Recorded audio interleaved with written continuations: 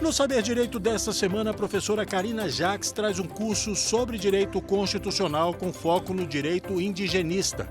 Durante as 5 aulas, ela vai tratar da origem histórica, vai falar sobre a Constituição Federal de 1988 aplicada ao direito dos indígenas.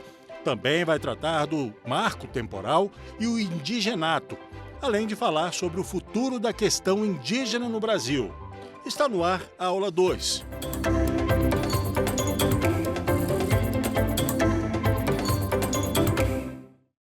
Olá! Vamos começar a nossa aula 2 sobre o tema Direito dos Povos Indígenas. Na aula 1, a gente falou da origem histórica. Foi mesmo uma viagem histórica sobre esse contato da coroa portuguesa, dos outros europeus com o indígena. Nesta segunda aula, eu vou falar para você do direito indigenista. A gente vai tocar num grande problema do direito indigenista. E qual é esse grande problema, Karina? Os nossos juristas, o nosso meio acadêmico jurídico ainda é muito carente de produção sobre o direito dos povos indígenas, sobre o direito indigenista. E a minha iniciativa, junto com a TV Justiça, é trazer essa discussão para você, para que a gente possa juntos discutir mais sobre o direito indigenista e daqui a muito tempo, ou pouco tempo, a gente está com mais produção acadêmica, mais produção jurídica sobre esse assunto que é tão importante e se relaciona com vários outros ramos do direito. Na aula de hoje a gente vai falar sobre isso, do direito indigenista com o direito constitucional, do direito indigenista com o direito ambiental, do direito indigenista com o direito administrativo, com o direito público como um todo, tá bom? Mas antes de começar a falar do direito indigenista, é importante que, aí sim, nessa aula eu fale sobre os conceitos. Se na aula 1 eu precisei dividir com você, falar com você sobre a questão do índio e do povos indígenas, a gente precisou falar disso para apresentar o tema. Agora eu vou precisar falar de vários conceitos, inclusive vou ler esses conceitos, alguns com vocês, porque a gente tem conceitos legais, conceitos da lei, certo? Do Estatuto do Índio, que é de 1973, e eu já adianto para você que tem uma visão ainda assimilacionista, tá bom? Então vamos começar. Quando a gente fala de índio, a gente tem índio, povos indígenas, povos originários, comunidade indígena e a gente tem nação indígena. São basicamente esses conceitos que a gente vai trabalhar. E esses conceitos, eles apresentam alguns pontos em comum, certo? Alguns pontos de interseção e alguns pontos diferentes, tá?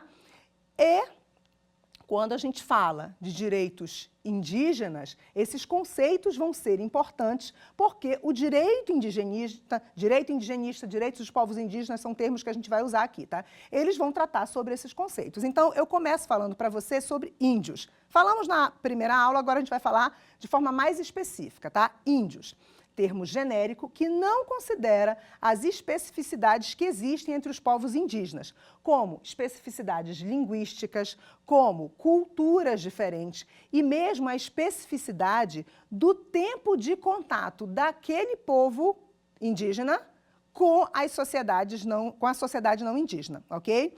Esse termo, índio, ele é utilizado pela Lei 6.001 de 73, que é o Estatuto do Índio. Só que o termo índio, ele tem um conceito legal que não é esse, tá? Não é esse que eu citei, esse aqui é um conceito doutrinário.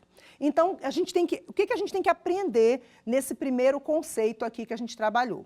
Que índio, a expressão índio, como eu falei na primeira aula para você, é uma expressão que não considera a diversidade, o direito à diferença dos povos indígenas, ok? Primeiro conceito. Agora vamos para um segundo, silvícola. Você com certeza já ouviu falar essa expressão, silvícola. Essa expressão está no Estatuto do Índio e ela é colocada como sinônimo de índio. Mas na doutrina, quando a gente vai buscar o conceito de silvícola, ele tem um conceito separado, um conceito diferente. E aí eu vou falar para você aqui, olha. Silvícola é o habitante das selvas, certo? É o ser que nasce e vive nas florestas dos recursos naturais. Este termo é utilizado pelo Estatuto do Índio, ok? Então, quando a gente fala de índio e silvícola, são termos não muito atuais. E são termos que, além de dar uma visão pejorativa ao indígena, ainda não reconhecem a diversidade e ainda não reconhecem a autonomia do indígena querer assimilar, querer ter contato com a cultura não indígena, ok? Então, a gente chama atenção para esse destaque. E aí eu quero, antes de evoluir um pouco falando mais sobre esses conceitos com você, eu quero mostrar para você o conceito do Estatuto do Índio. Vamos lá? Olha só o que diz o conceito do Estatuto do Índio. Conceito legal agora, tá? Agora a gente vai ver o conceito da lei. Quando eu digo conceito legal, é o conceito que está na lei. Numa questão de prova, por exemplo, numa referência que você faça, por exemplo, quando você usa conceito legal, você vai ver o conceito que a lei trouxe, tá? É específico. Então, vamos lá. O Estatuto do Índio, Lei 6.001 de 1973, diz o seguinte: índio ou silvícola é todo indivíduo de origem e ascendência pré-colombiana, se refere a Colombo, ok? Que se identifica e é identificado como pertencente a um grupo étnico. Suas características culturais o distingue da sociedade nacional. Então, a gente tem o Estatuto do Índio vinculando, primeiro, tornando o termo índio e silvícola como termos sinônimos e vinculando esse índio ou silvícola àquele indivíduo que se identifica com aquela sociedade pré-colombiana, certo? Pré-Colombo, antes da chegada, não é? E por isso que eu falo na primeira aula do Colombo, apesar de ele não ter sido o que chegou aqui especificamente no Brasil, mas considera-se ele, certo? E esses grupos que têm uma identidade, uma origem pré-colombiana, eles se identificam pelas suas características, ok? Então, a gente trabalha esses primeiros 3 conceitos, não é? O conceito da doutrina para o índio, certo? O conceito de silvícola, também da doutrina, certo? E o conceito silvícola ou índio da lei. E esses 3 conceitos, vamos destacar o que eles têm em comum. Eles desconsideram a diversidade, o que o direito indigenista, que é o tema que a gente vai falar hoje, muda. A visão do direito indigenista como ramo do direito autônomo é uma visão de reconhecimento da alteridade, de reconhecimento da diferença, de reconhecimento da diversidade dos povos indígenas. Então, usar esses conceitos, na atualidade, eles não são muito adequados, ok? Mas saber que eles existiram é saber que a gente teve uma posição diferente em relação ao indígena numa época não tão remota, né? Se a gente for falar, é uma época não tão remota. A outra característica é considerar que é índio ou silvícola aquele que ainda permanece com as suas características ou com as características originais dos seus ancestrais. E não reconhecer a autonomia do povo indígena de assimilar aspectos da cultura não indígena. Porque quando o indígena assimila aspectos da cultura não indígena, e é a autonomia dele, tá? Vamos lá. O Estatuto do Índio, a lei lá de 73, que ainda é vigente, tá bom? Ela tem todo o tempo um posicionamento, e é uma crítica que a gente faz sobre o Estatuto do Índio, de querer que o índio assimile a cultura da sociedade dominante, como se essa fosse a evolução do indígena, entendeu? Lembra do que eu falei na aula passada, da visão primitivista do indígena? Então, o indígena deixa de ser primitivo quando ele assimila a cultura da sociedade dominante, ok? E quando ele assimila a cultura da sociedade dominante, é como se ele não fosse mais índio, entendeu? E eu vou usar o termo índio mesmo agora. Ele não é mais índio. Ele está com iPhone. Ele não é mais índio. Então, não adianta estar gravando, filmando os seus rituais, certo? Os seus rituais ancestrais com iPhone, porque se ele tiver, certo? Ou com qualquer outra marca, tá? Não estou fazendo alusão aqui à marca. Então, na visão do direito indigenista de hoje, sim, o indígena pode aprender a dirigir, o indígena pode frequentar faculdades, o indígena pode ter o seu telefone celular, seja de qual marca, certo? Ele não perde a característica de indígena porque ele teve contato com a nossa sociedade não indígena, ok? Ou sociedade dominante, como usa ainda o Estatuto do Índio, que o dominante já traz uma carga, né, de domínio sobre o indígena. Então, os aspectos que a gente tem que observar nesses conceitos, índio e silvícola, tanto os conceitos doutrinários, fazendo-se as devidas críticas, quanto o conceito do Estatuto do Índio, são esses. Agora vamos falar de outros conceitos, porque a gente ainda vai evoluir para a gente poder entrar mesmo no direito indígena. A gente vai falar de povos indígenas, comunidade indígena e nação indígena. Vamos, então, para esses três conceitos. Povos indígenas. Povos indígenas, natural do lugar onde se vive, originário, que está ali antes dos outros. O termo indígena reconhece a diversidade de cada povo e ele é similar, esse termo povos indígenas, é similar ao termo povos originários, ok? Então, presta atenção como soa diferente. Vamos ver se a gente consegue ter essa mesma percepção. Quando eu digo índio e quando eu digo povos indígenas, eu estou reconhecendo essa diversidade. E aí a gente ainda completa, né, que a doutrina diz que o povo indígena é originário do lugar onde ele vive. E se eu digo que o povo indígena é originário do lugar onde ele vive, eu estou reconhecendo que ele é um povo originário, ok? Tudo bem? Então vamos lá para o próximo conceito. Comunidade, tá? E aí eu vou falar aqui três conceitos. Comunidade, conceito sociológico que define um estágio anterior ao conceito de sociedade. Esse é um conceito sobre comunidade. Agora vamos para a comunidade indígena. Grupo local de tamanho variável, integrado por pessoas que ocupam um território geograficamente definido e participam da mesma cultura e interesse. Predominam contatos primários, vínculos orgânicos e de forte solidariedade. Então, olha só, a comunidade indígena vai dizer que essas pessoas vivem no mesmo local, compartilham de uma mesma cultura, e isso inclui língua, costumes, tradições, crenças, modos de pensar e falar, e que há entre essas pessoas vínculos de solidariedade, vínculos orgânicos, vínculos de familiaridade, ok? Então, essa noção de comunidade é uma noção que está muito próxima da visão que se constrói hoje pelo direito indigenista do povo indígena. Então, o direito indigenista hoje vai usar os termos povos indígenas, vai usar os termos povos originários, vai usar os termos comunidade indígena.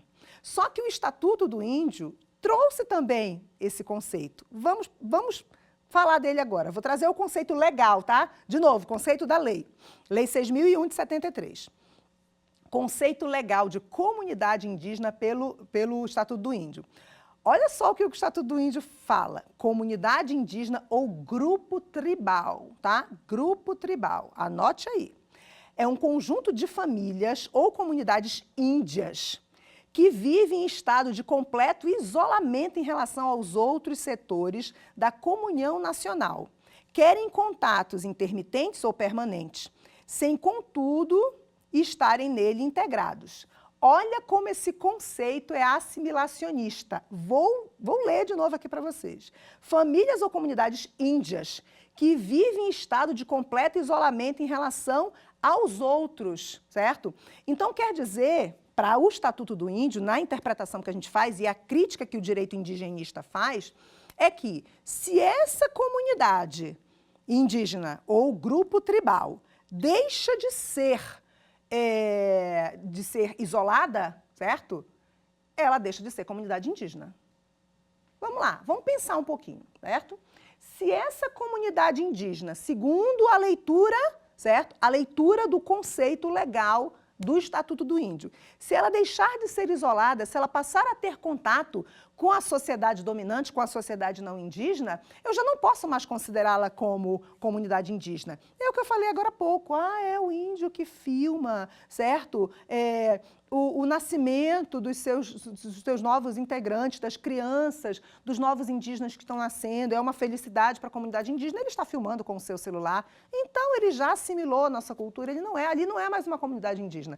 Entenderam? A visão assimilacionista, a visão de necessidade que a lei, que ainda é vigente, e a gente faz uma crítica, certo, em relação a ela, de que o povo indígena precisa ser integrado aos nossos costumes não indígenas, ok?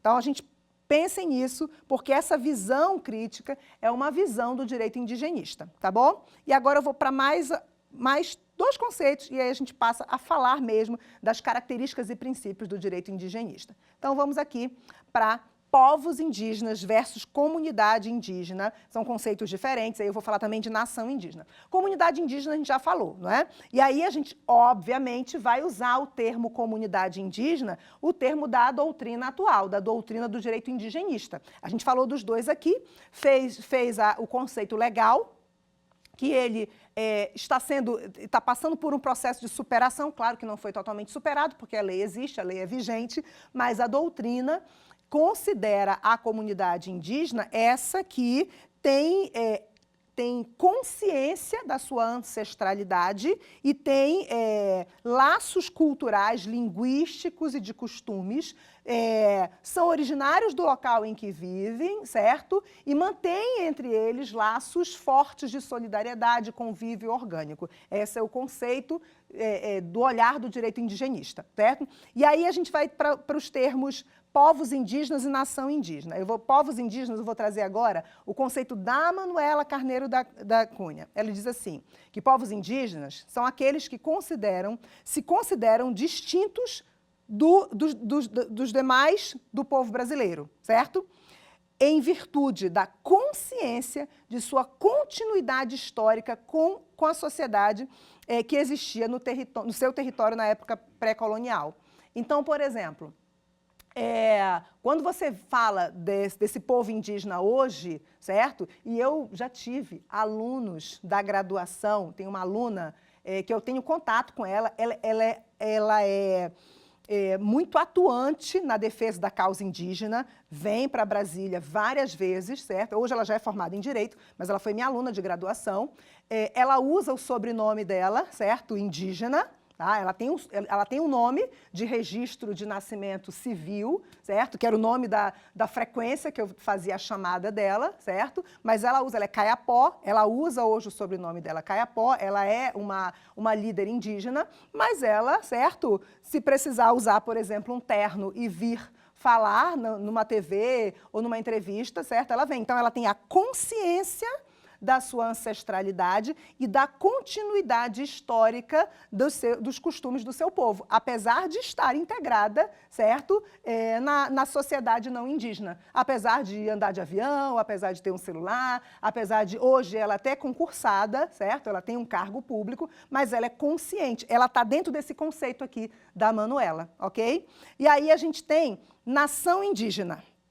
Um outro conceito para eu fechar essa lista de conceitos se a gente começar a falar das características do direito indigenista. Nação indígena.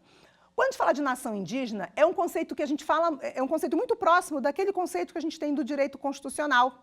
Qual é o conceito, Karina? Vamos lá. Nação, certo? É aquele conjunto de pessoas com laços de costume, crenças, língua e que geralmente é da mesma origem geográfica, tem um vínculo geográfico. Então, quando a gente fala de nação indígena, é muito próximo o conceito de nação indígena com o povo indígena, certo? Mas a nação, ela vai dar ênfase a essa identidade de cultura, costumes, língua. Então, quando a gente diz nações indígenas, a gente está reconhecendo essa diversidade de cultura, de costumes e de crenças. Na nossa aula 4, eu adoro dar spoiler, tá? Na nossa aula 3, tá? 3, eu vou falar dos direitos indígenas na Constituição Federal de 88, mas eu vou fazer um breve histórico das constituições anteriores, tá? E Na Constituição de 88, a gente tem, e é importante a gente conhecer isso, até para falar na aula 4 da ideia de marco temporal, posse da terra, enfim. Na Constituição de 88, é expresso no artigo 20, inciso 1, que são bens da União as terras tradicionalmente ocupadas pelos índios. Então, a gente tem nítido, a nossa Constituição foi intencional, certo? A falar disso. Eu digo, gente, eu vou repetir. Ela foi intencional ao dizer que são bens da União as terras tradicionalmente ocupadas pelos índios. Sabe o que quer dizer isso? A Constituição de 88, ela reconheceu o índio como povo. Ela reconheceu que o índio tem poder, poder de coesão social, poder de resistência, poder político, porque eles podem se alistar como eleitores, eles podem votar e, se alfabetizados, eles podem se candidatar a cargo público eletivo. Eles têm todo o poder emana do povo, lembra da Constituição?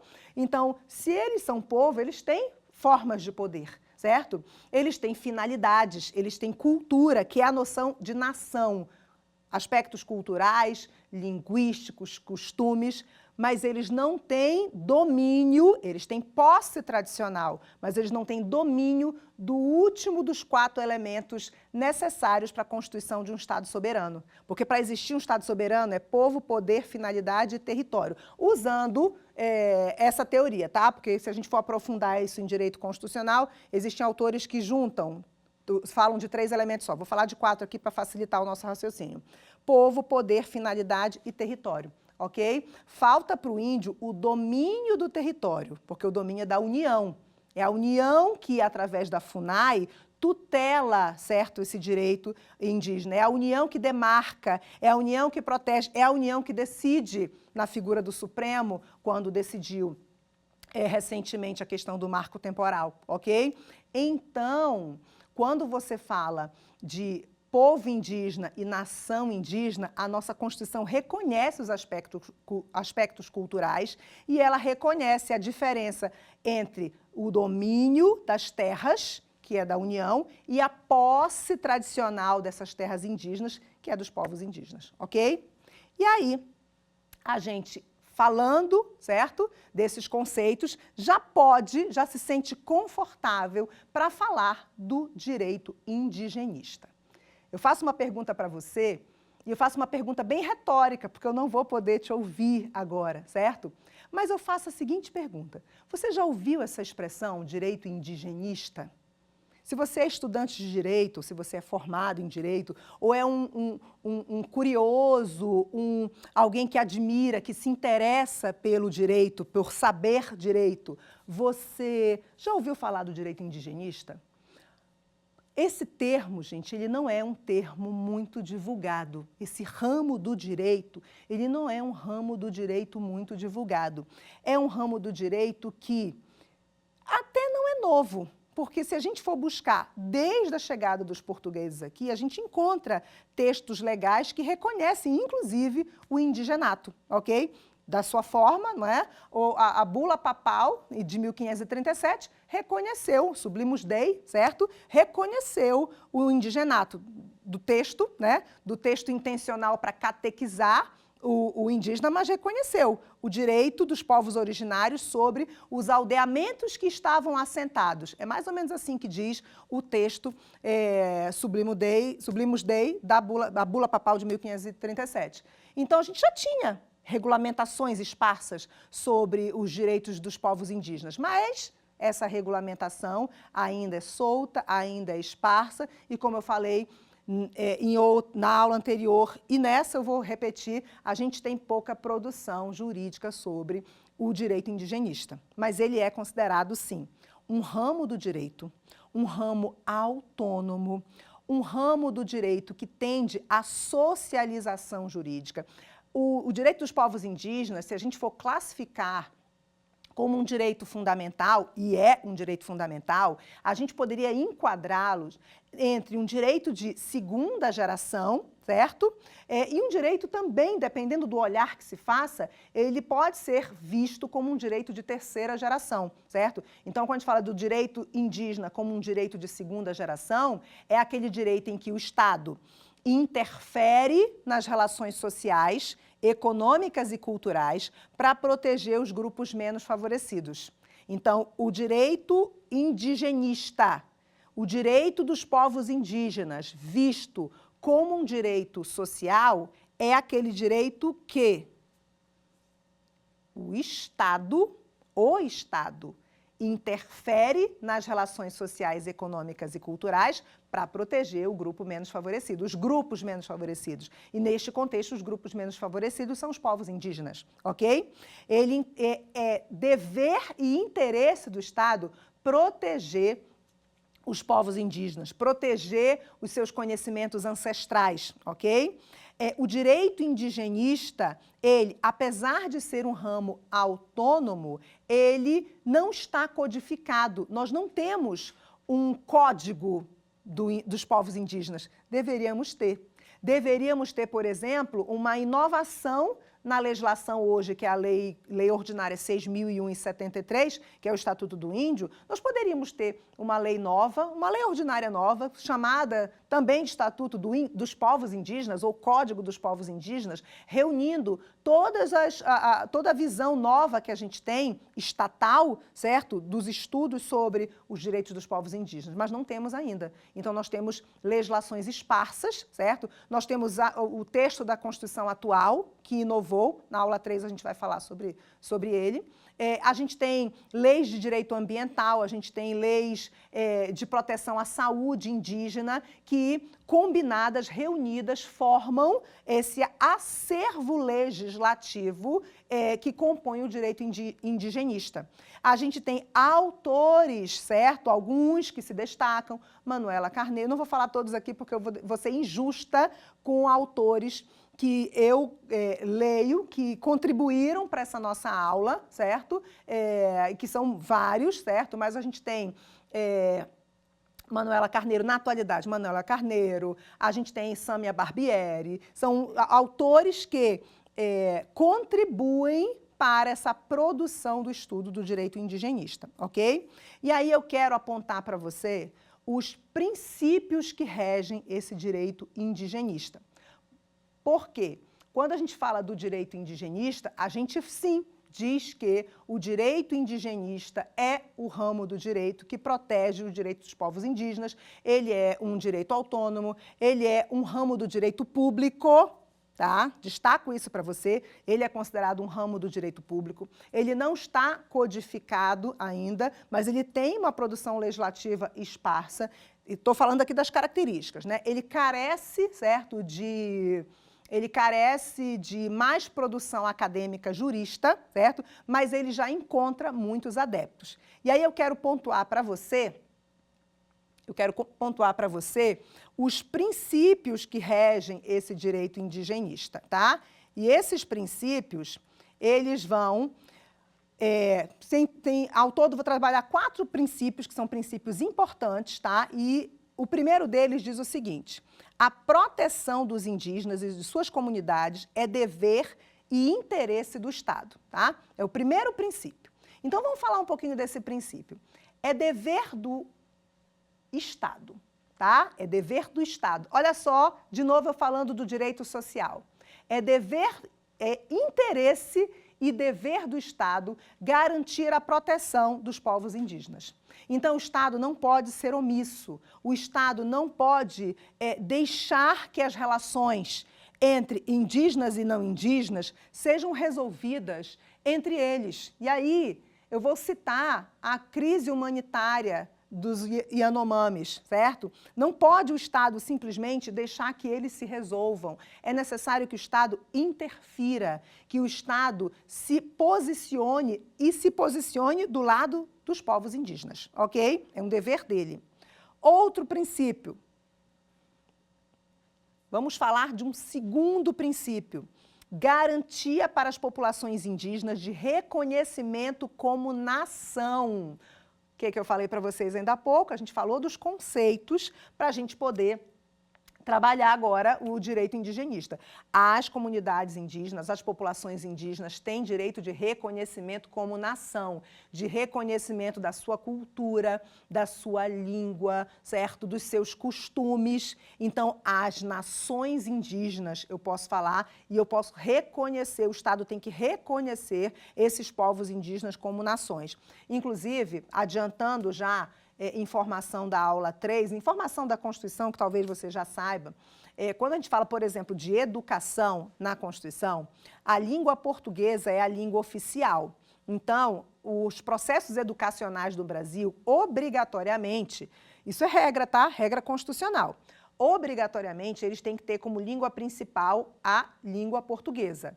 Então, escola bilíngue, meu filho estuda numa escola bilíngue. Ótimo, mas a língua principal é a língua portuguesa, ok? Só há uma exceção em que a língua portuguesa não é a língua oficial, não é a língua principal nos processos educacionais. É quanto à educação dos povos indígenas. Por quê? Porque o povo indígena ele tem um processo de transmissão de conhecimento onde prevalece a oralidade, ok? E quando você faz o processo de educação dos povos indígenas, de transferência de conhecimento, de tradições, de cultura, de história, e respeita essa cultura, e vai ser pela oralidade, você vai priorizar o quê? A língua nativa dele, certo? E não a língua portuguesa, ok? Tudo bem? Então, vamos lá para o terceiro princípio, tá? São 4 os princípios. Terceiro princípio, reconhecimento de seus territórios conforme suas necessidades sociais, culturais e econômicas. A Constituição também reconhece, é um princípio, esses princípios aqui são todos reconhecidos expressamente pelos dispositivos constitucionais. Quando você fala do direito dos povos indígenas à terra e que tradicionalmente ocupam, está se referindo aos seus costumes tradicionais. Então, a exploração da terra indígena feita pela comunidade indígena, de acordo com a sua tradição indígena, ela é totalmente diferente do tipo de exploração que seria feito por grupos não indígenas, por garimpeiros, por exemplo, como fazem devastando áreas da reserva Yanomami, da terra indígena, usando um termo também importante, TI, terra indígena, certo? A forma como eles exploram, a forma como eu me relaciono com o solo, com uma propriedade, porque aí eu posso usar o termo propriedade indígena, aliás, propriedade de terra, tá? Então, eu posso comprar um imóvel, ficar 10 anos morando nesse imóvel e depois vendo e vou morar em outro estado, vou morar em outra cidade. Os vínculos do indígena com o seu solo ancestral são vínculos totalmente diferentes dos vínculos que nós não indígenas, e eu estou considerando aqui como sociedade não indígena, não é? São totalmente diferentes dos vínculos que nós temos, ok? Então, é um princípio, o reconhecimento, relendo aqui esse princípio, como o direito indigenista fala, o reconhecimento de seus territórios conforme suas necessidades sociais, culturais e econômicas, ok? E o quarto e último princípio, 2 princípios, né, que a gente vai trabalhar aqui, reconhecimento ao direito de decidir se desejam ou não se articularem com a sociedade não indígena, a sociedade dominante, né? Então, quando você fala dos indígenas, eles é que decidem se querem assimilar ou não, se querem se relacionar ou não com a nossa sociedade não indígena. São eles que decidem. Não é o homem da cidade que vai decidir, ok? E aí vou parar aqui para falar de umas questões bem importantes. Quando a gente fala do passado, o passado foi o homem não indígena chegando nas comunidades indígenas, se achando superior e trazendo desde uma catequização, uma educação, doenças e tudo mais, certo? Hoje, esse Estado que herdou, porque o Estado brasileiro de hoje, o Poder Executivo de hoje, o Poder Legislativo de hoje, o Poder Judiciário de hoje, ele herdou do passado todo esse contexto. Então, não pode hoje o Ministério da Saúde, não pode hoje o Ministério dos Povos Indígenas, porque hoje nós temos até um Ministério de Povos Indígenas, não pode hoje simplesmente não vou interferir, certo?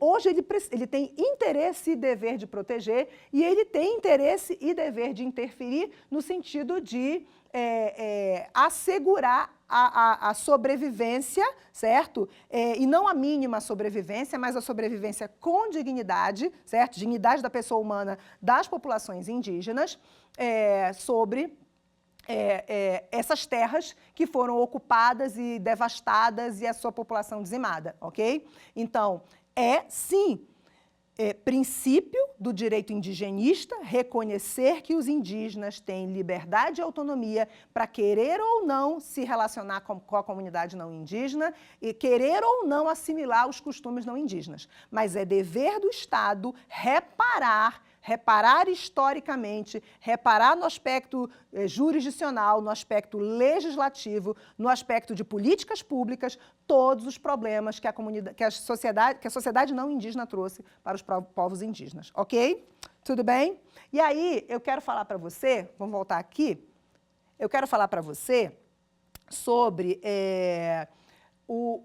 fazer aqui uma antecipação da expressão indigenato. A gente vai trabalhar o indigenato em aulas futuras, na aula 4 especificamente, mas eu quero trabalhar uma antecipação do indigenato. O que eu falei para você ainda há pouco?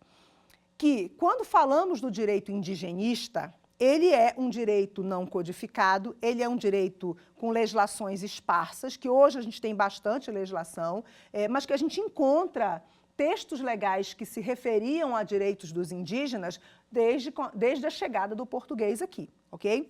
E aí eu quero citar, certo, que o indigenato foi reconhecido pela Bula Papal em 1537, em 1537, Bula Papal. 1608, a gente teve legislação, Portugal reconhecendo o direito dos indígenas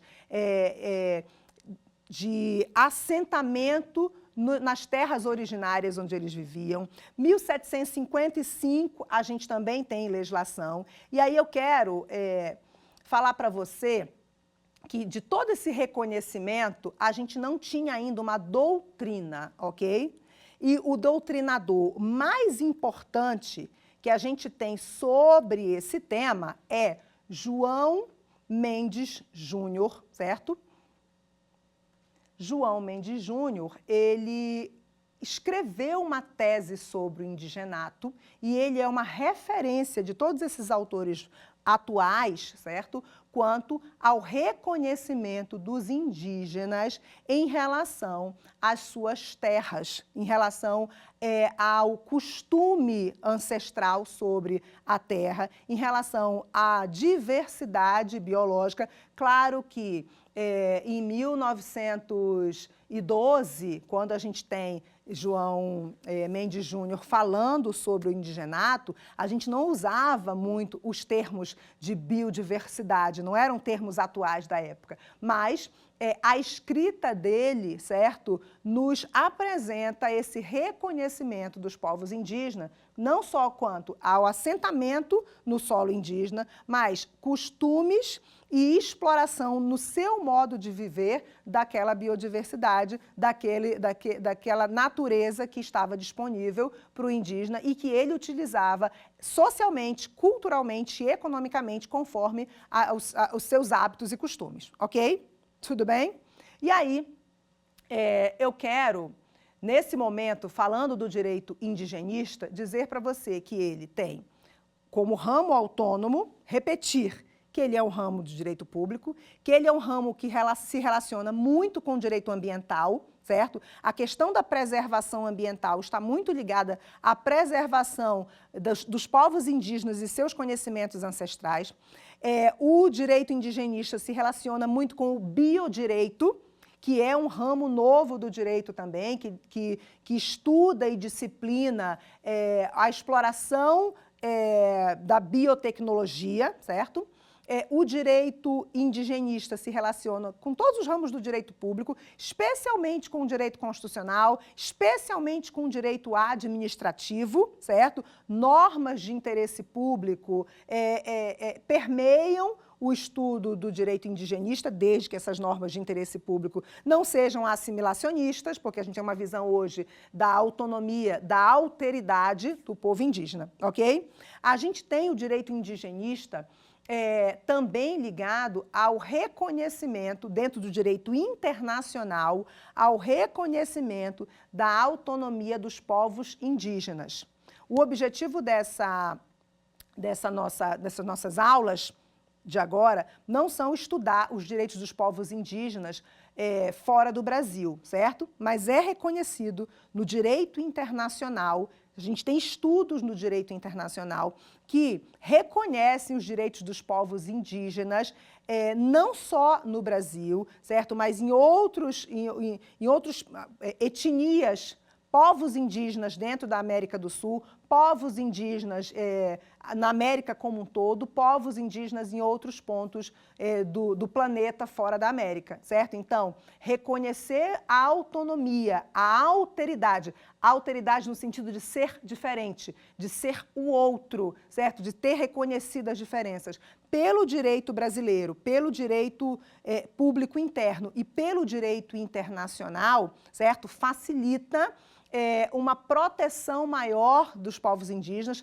até porque a gente tem, por exemplo, vamos pensar na Amazônia, as fronteiras que a Amazônia faz, né, que o Brasil faz lá na Amazônia com outros países, a gente tem povos indígenas que se relacionam, certo?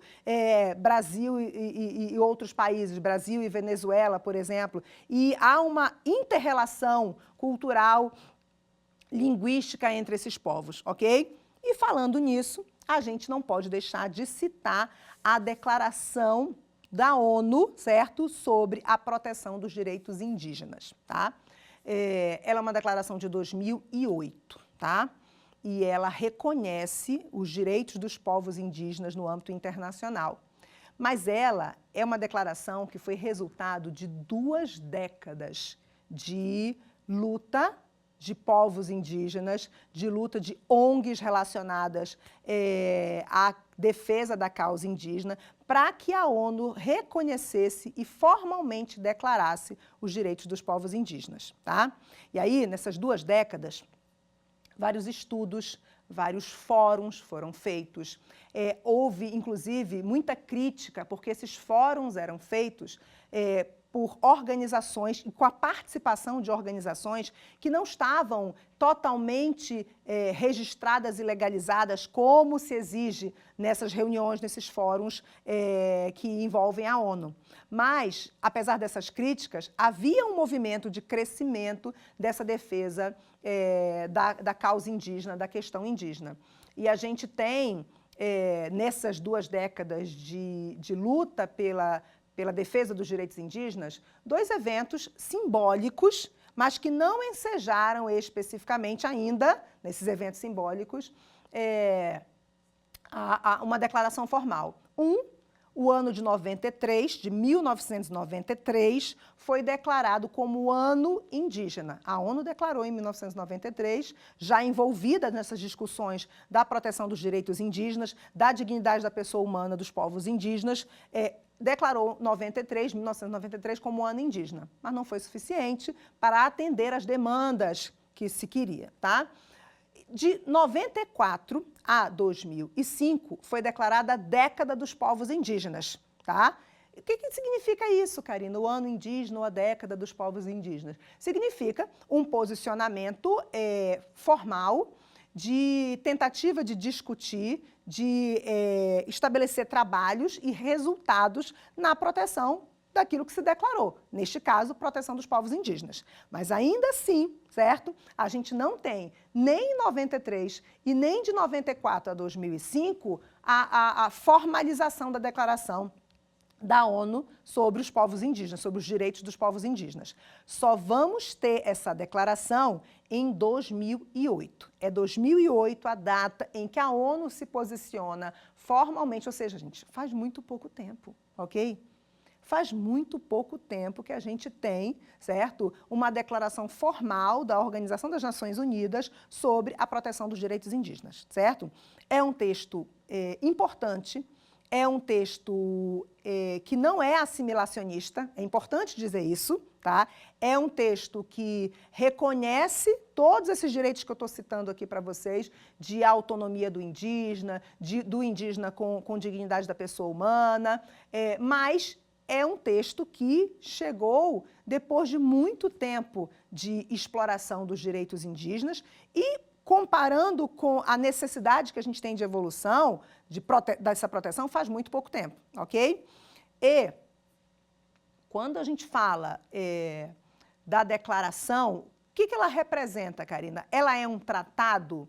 Ela é um acordo internacional entre os países signatários? Não. Ela é uma declaração simbólica, política, formal, ok?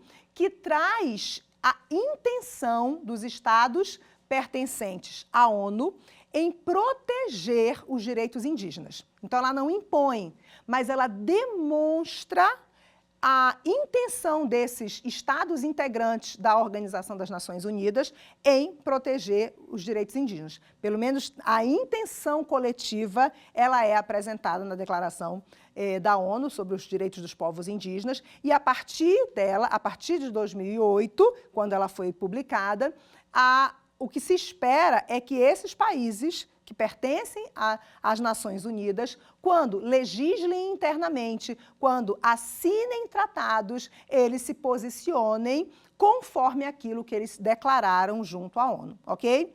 E aí eu finalizo essa nossa aula 2 fazendo uma comparação entre o Estatuto do Índio, que é uma lei interna, ok?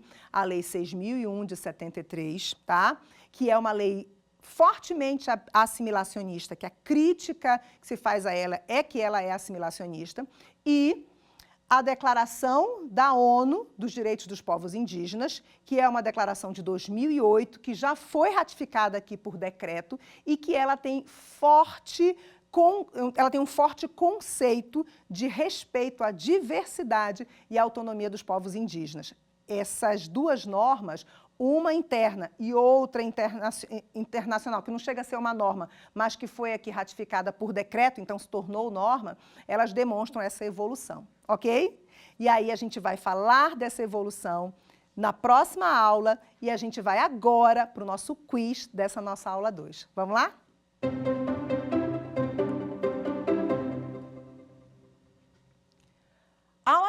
Ao admitirmos a existência de um direito indigenista, deveríamos destacar seus princípios.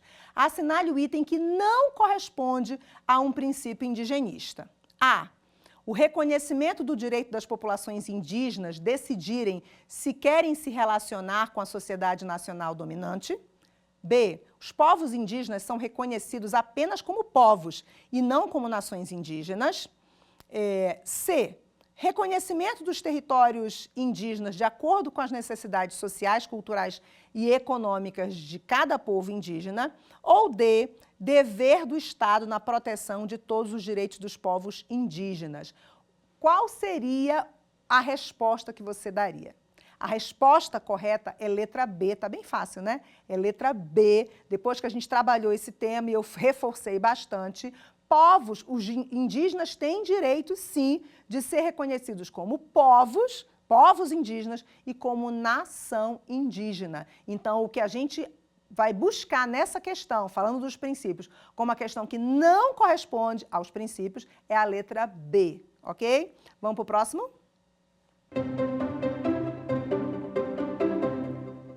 Sobre o conceito de direito indigenista, podemos destacar, exceto, vamos procurar errada de novo, né?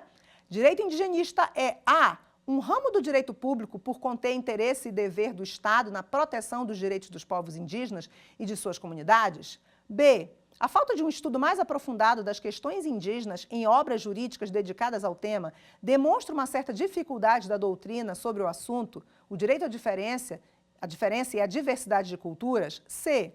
O direito indigenista carece de reconhecimento como ramo autônomo devido à sua falta de codificação. Ou D.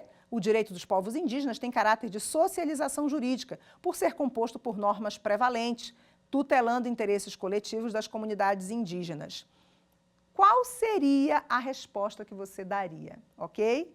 Qual seria o conceito que não corresponde ao conceito do direito indigenista? A resposta nesse quiz é letra C, quando diz que o direito indigenista não tem característica como direito autônomo porque não está codificado. Realmente, ele não está codificado, mas ele é reconhecido como um direito autônomo, com raízes no direito público e que se relaciona com vários outros ramos do direito, especialmente o ambiental, o administrativo, o constitucional, o biodireito. Ok? Vamos para a próxima?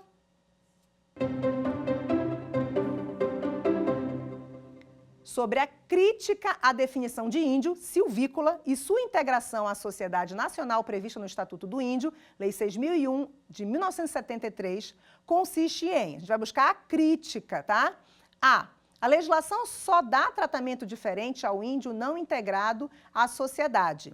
B, a integração do índio à sociedade é um objetivo da legislação brasileira, devendo os índios abdicarem de suas tradições e adotarem os costumes da sociedade nacional dominante. C, a tendência de interpretação do Estatuto do Índio assegurar direitos como povos indígenas apenas aqueles que ainda não foram integrados aos costumes da sociedade dominante. E D, o Estatuto do Índio não considerar índio e silvícola como sinônimos. Qual você marcaria? Qual você responderia, certo? Qual é a crítica que se faz? É letra C. A tendência que a gente tem do Estatuto do Índio em assimilar, em buscar a teoria assimilacionista e não considerar os indígenas como os seus direitos quando eles são integrados à sociedade. Ok? A gente encerra essa nossa aula 2 e eu espero você na aula 3, onde a gente vai falar dos direitos dos povos indígenas na Constituição. Quer dar alguma sugestão de tema para os cursos do Saber Direito?